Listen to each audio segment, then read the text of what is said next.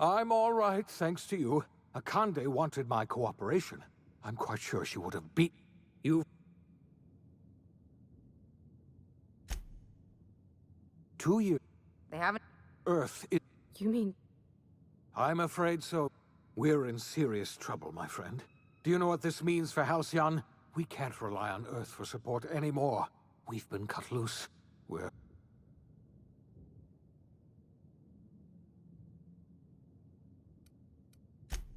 Yes, we're going...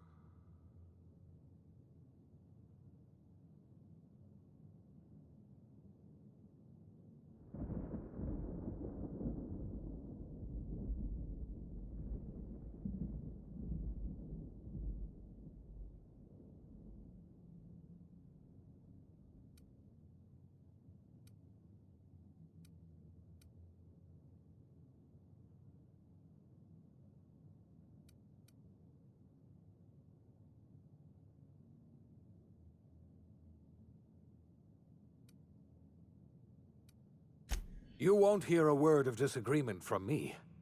You're the best thing to ever happen to Halcyon. If we're not a colony any longer, are we? Our future is uncertain, and no one knows what tomorrow holds.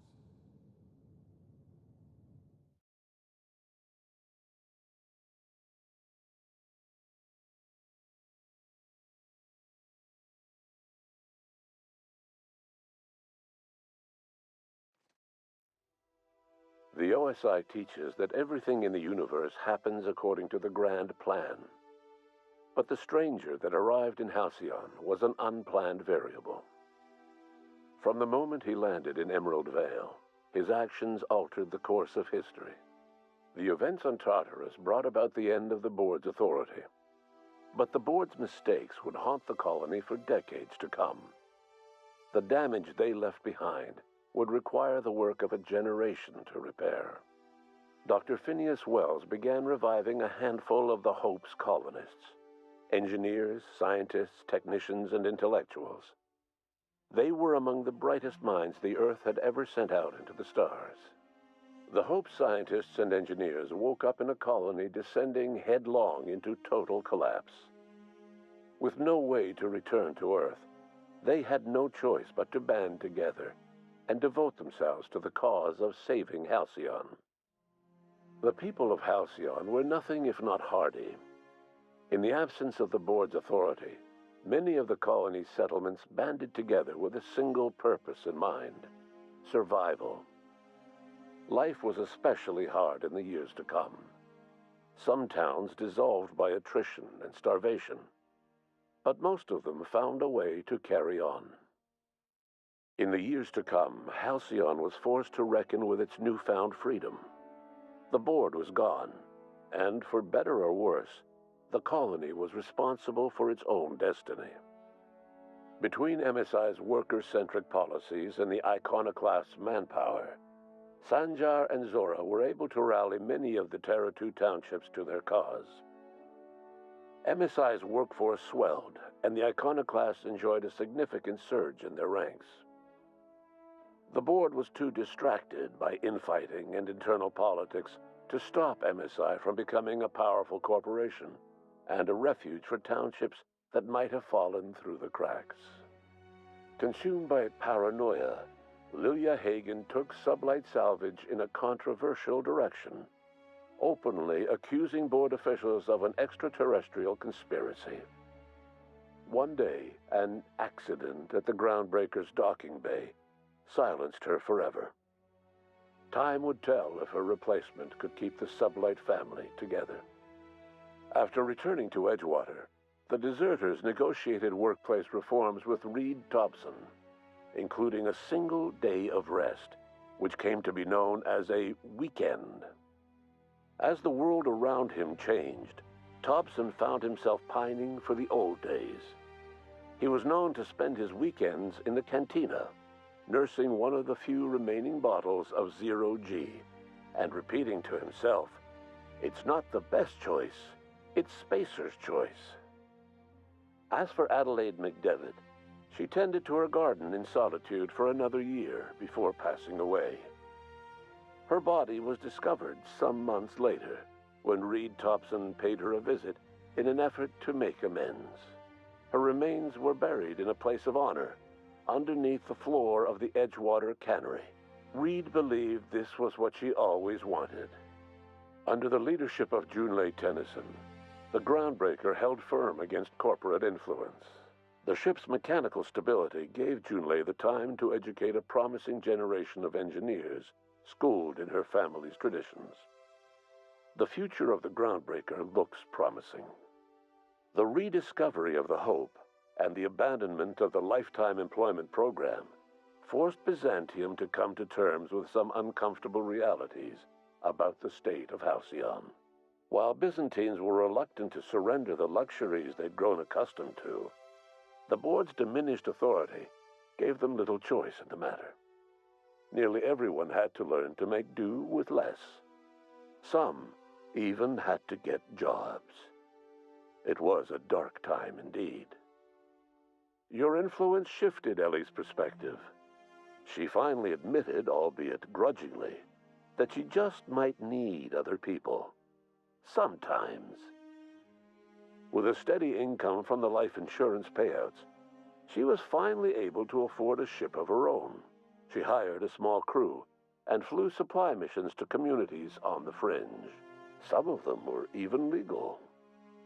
Life in Halcyon was sobering for Felix Millstone. The grand revolution he dreamed of never came. There was no great awakening for the colony, no celebrations in the streets. There was only the hard, desperate work of trying to repair a broken colony. Felix never had a head for numbers, but if there was labor to be done, he was there to help. Eventually, Felix realized that the work of a revolution was done with two hands. As much as he enjoyed his adventures aboard the Unreliable, the vicar, known as Max, eventually decided that it was time to move on, to live out the life he had sought so long to create. He knew there were many in the colony who carried burdens much worse than the ones he had struggled with, and he devoted himself to easing their suffering wherever he could. He only ever took up arms again to defend the defenseless. Unshackled from a lifetime of striving and fighting the universe and himself, Vicar Maximilian de Soto was finally at peace. Though Parvati eventually grew comfortable aboard the Unreliable, she never quite came out of her shell. She seemed to prefer the company of Ada to the crew, and she could often be found neck-deep in cables and grease, telling Ada funny stories from her childhood. While the colony fell into chaos, she found an island of relative peace with Ada, and they formed an unusual bond. She decided to remain aboard the Unreliable permanently as its chief and sole engineer. Nyoka returned to Monarch to take another crack at making a permanent life for herself. She formed the Charon Group, a mercenary outfit of ragtag survivalists and wilderness experts. Anyone in need of a guide or just looking to throw back a beer and swap stories could find her camping on the trail or clearing an infestation. The SAM unit that accompanied you spread awareness of the product line's superior sanitation and maintenance capabilities across what was left of the colony. This led to a boost in SAM unit sales. Did you know that SAM units are the longest-lasting, toughest-acting cleaning solution in Halcyon? Minister Clark was released from house arrest, and his contact with you gave him a sense of renewed purpose and vigor. Once it became clear that no help would be coming from Earth, he threw his considerable efforts and talents into helping Halcyon manage the crisis before it. As for Dr. Phineas Wells, he spent his remaining years in his orbital lab.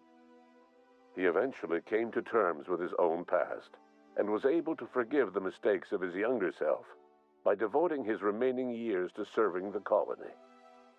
Dr. Wells was able to revive many more scientists and engineers than he first expected, thanks to the additional batch of chemicals you stole from the ministry. Wells never forgot about the human lives that were lost in acquiring these chemicals. In the end, Dr. Wells was able to save every scientist and engineer aboard the Hope. Over the next decade, Nearly all of the Hope's remaining colonists were successfully revived. Halcyon saw a period of rapid technological and scientific advancement. Breakthroughs in dietary supplements saved the colony from starvation. Geoengineering projects and social reforms began to change the structure and character of the colony. Dr. Wells laid the groundwork for the project to save the colony, but he would never live to see the fruits of his labor. He passed away a few years later. His work was carried on by the scientists and engineers he revived. Today, Halcyon has stabilized. The people of the colony work hard to adapt to their new circumstances. Nearby colonies send aid and supplies. Life will never be easy in Halcyon, but for the first time in its history, there exists a sense of real, genuine hope about the future. And what about you, the unplanned variable in the history of Halcyon?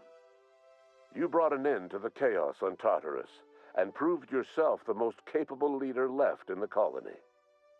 You administered the colony in your own image. With the old power of the board destroyed, a new government of Halcyon rose with you at its center. With your steady hand, you guided Halcyon through the turbulent years that were to follow, and helped ensure the survival of the colony until the end of your days. No one knows what's happened to Earth, and no one knows what the future has in store for Halcyon. All we know for certain is this: the name of the Unreliable and that of its intrepid captain will remain the subject of countless stories for years to come.